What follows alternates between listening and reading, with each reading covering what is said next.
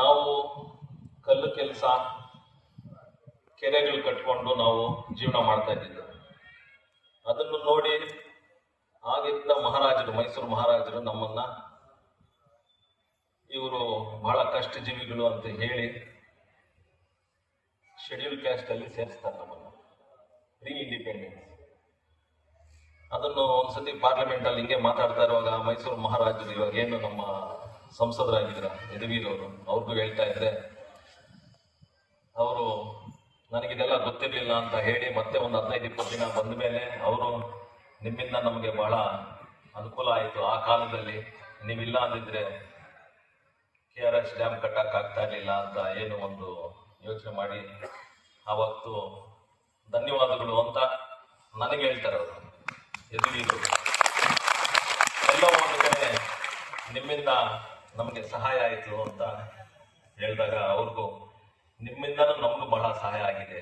ಈ ಹೆಸರು ಏನು ಬಂದಿದೆಯೋ ನಮಗೆ ಮಹಾರಾಜರಿಗೆ, ಇದು ನಿಮ್ಮ ಜನಾಂಗದವ್ರದಿಂದ ಮತ್ತೆ ನನಗೆ ಏನು ನೀವು ಸಹಾಯ ಮಾಡಿದ್ರು ಆ ಕಾಲದಲ್ಲಿ ನಮಗೆ ಒಳ್ಳೆಯ ಇದಾಯ್ತು ಅಂತ ಹೇಳಿದಾಗ ಎಲ್ಲ ಒಂದು ಕಡೆ ಸಂತೋಷ ಆಯಿತು.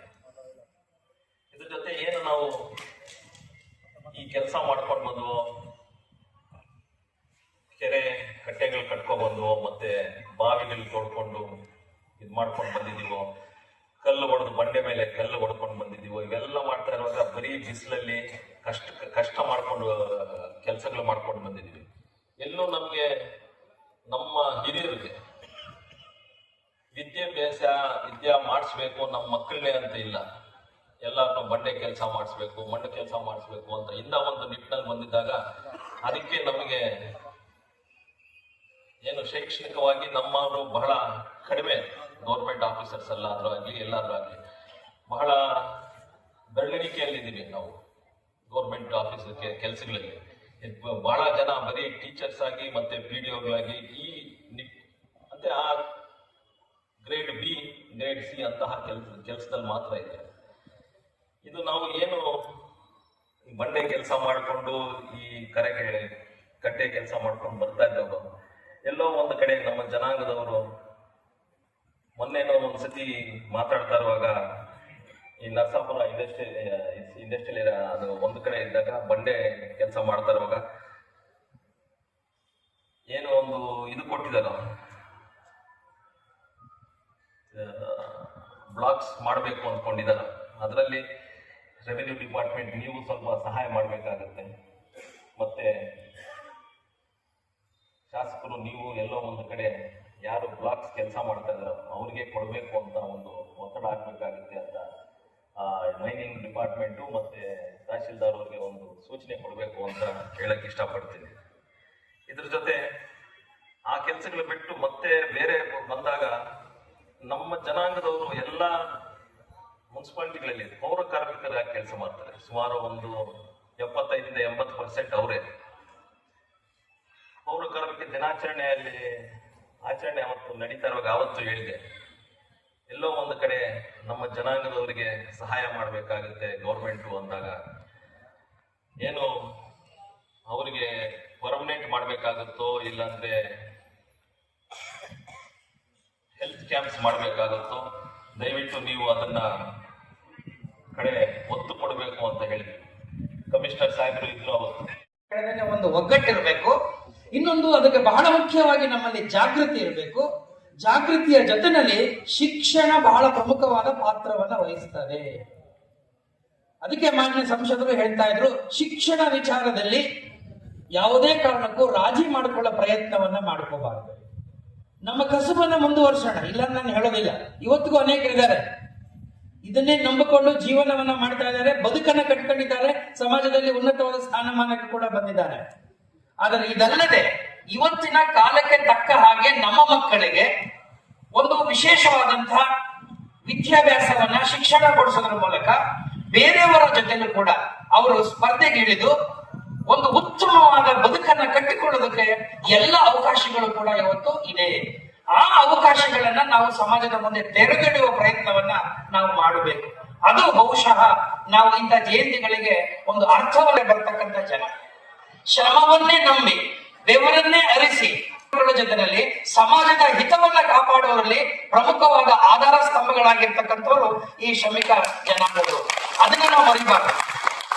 ಬಟ್ ದುರಂತ ಏನಂದ್ರೆ ನಮ್ದು ಇದೇ ಸಮಸ್ಯೆ, ಮನೆ ಕಟ್ಟೋರು ನಾವು ಮನೆ ಒಳಗಡೆ ಹೋಗೋಂಗಿಲ್ಲ.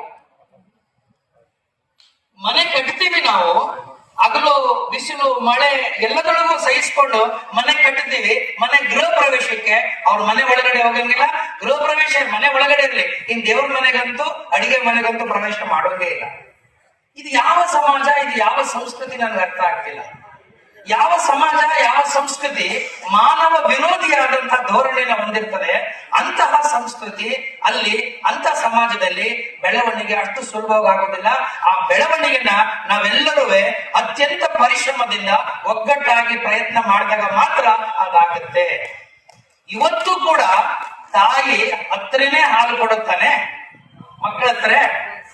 ಮಕ್ಕಳು ಹತ್ತರೆ ಮಾತ್ರ ಹಾಲು ಕೊಡುವ ತಾಯಿ ಇವತ್ತು ಇರುವವರೆಗೆ, ಎಲ್ಲಿವರೆಗೆ ಈ ದಮನಿತರು, ಶೋಷಿತರು, ಅನ್ಯಾಯಕ್ಕೆ, ದೌರ್ಜನ್ಯಕ್ಕೆ ಒಳಗಾಗಿದ್ದ ಜನಾಂಗ ತಮ್ಮ ವಾಯಸ್ಸನ್ನ, ತಮ್ಮ ಧ್ವನಿಯನ್ನ ಗಟ್ಟಿಯಾಗಿ ಕೂಗೋದಿಲ್ವೋ, ಒಟ್ಟಾಗಿ ಸೇರಿಸಿ ಒಕ್ಕೊರೆಂದು ಕೂಗೋದಿಲ್ವೋ, ಅಲ್ಲಿವರೆಗೂ ನಮ್ಮ ಕೂಗು ಬರೀ ನರಿಕೂ ಆಗಿ ಉಳಿದು ಬಿಡ್ತದೆ.